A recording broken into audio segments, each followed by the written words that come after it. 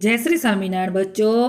तो बच्चों आपकी कक्षा है 6, विषय हिंदी, विषयांक इकाई 6 न्याय, जो एक कहानी है। इस कहानी में चातुर्य की बात है।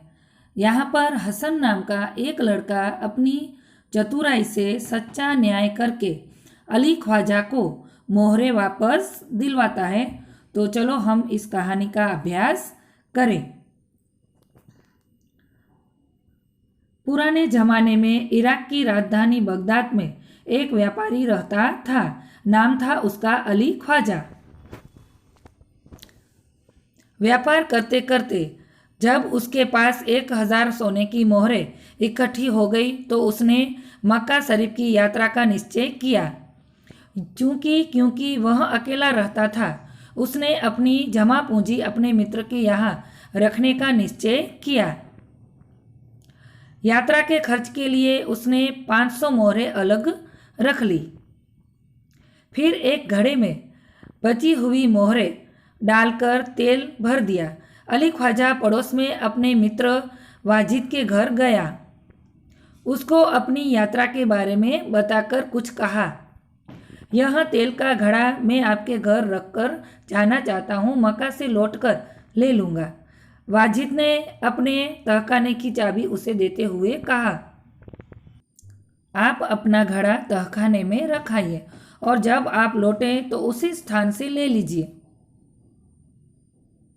अली ख्वाजा घड़ा रखकर यात्रा के लिए निकल गया। एक दिन वाजिद के घर दावत थी। तरह तरह के पकवान बनाए हुए तेल खत्म हो गया। रात का समय था। वाजिद की बीवी अपना सिर खुजलाने लगी। तभी उसे अली ख्वाजा के तेल के घड़े की याद आई। उसने वाजिद से कहा, आप तहखाने में रखे तेल के घड़े से थोड़ा तेल निकाल लाइए। इस समय बाजार तो बंद है। कल सुबह बाजार से नया तेल लाकर घड़े में भर देंगे। ख्वाजा आज रात ही आकर तो तेल नहीं मांगेगा। बीवी की बात सुनकर वाजिद तहखाने में गया। जब घड़े की सील खोलकर तेल निकालने लगा तब घड़े में से सिक्कों की आवाज़ आई।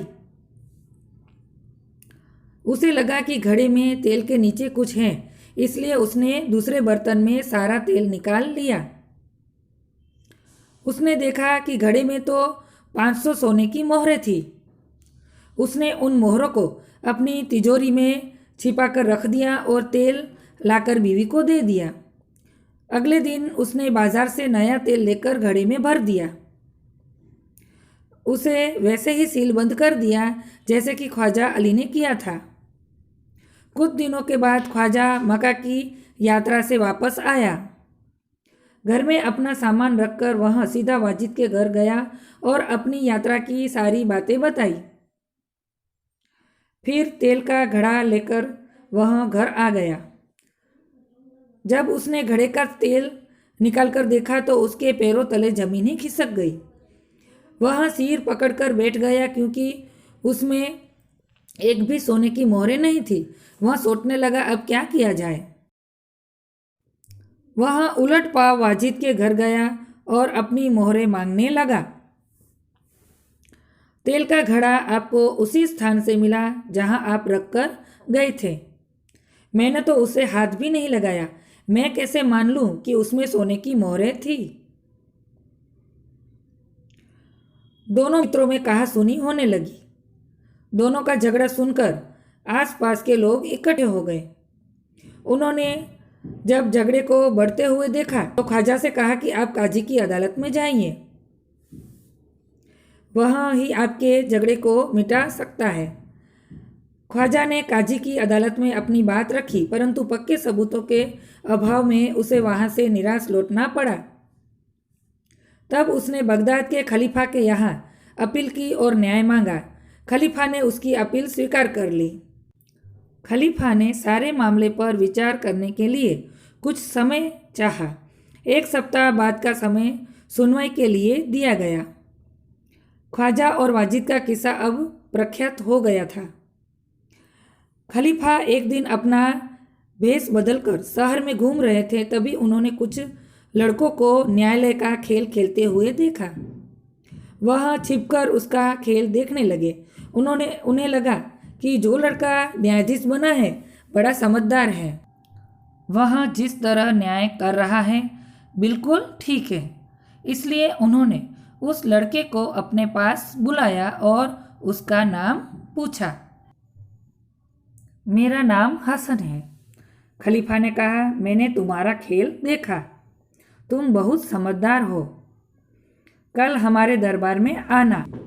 अगले दिन खलीफा के दरबार में अली ख्वाजा, वाजिद और हसन उपस्थित हुए।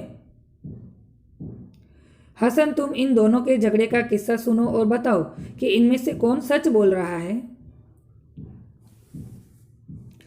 हसन ने दोनों की बातें ध्यान से सुनी। फिर उसने 2 तेलियों को बुलवाया। थोड़ी देर में 2 तेली आ गए। आप इस घड़े के तेल की जांच कीजिए और बताइए इस घड़े में तेल कितना पुराना है। दोनों तेलियों ने बारी बारी से तेल को देखा, सूंघा और चखा, फिर अपना निर्णय दिया। घड़े का तेल 2 महीने पुराना लगता है, इससे ज्यादा नहीं। तेलियों की बात सुनकर वाजिद तो घबरा गया। अली ख्वाजा खुश हो गया। हुजूर, मैं तो 6 महीने पहले मक्का की यात्रा करने गया था, तभी मैंने तेल खरीदा था। तेलियों और अली ख्वाजा की बात सुनकर सबको वास्तविकता का ज्ञान हो गया। खलीफा को न्याय के लिए सबूत मिल गया था। खलीफा ने हसन को धन्यवाद दिया और वाजिद से कहा, आपने अली ख्वाजा के घड़े से तेल और मोहरें निकाली है। आप उन्हें वापस कीजिए और चोरी और विश्वासघात के अपराध की सजा भुगतिए। खलीफा ने हसन को बहुत सारा पुरस्कार दिया। खलीफा के दरबार में उपस्थित सभी लोगों ने हसन की सूझबूझ और न्याय की भूरी भूरी प्रशंसा की। तो बच्चों, सचमुच यह रोचक कहानी न्याय और बुद्धिमत्ता की एक झलक देती है। धन्यवाद बच्चों।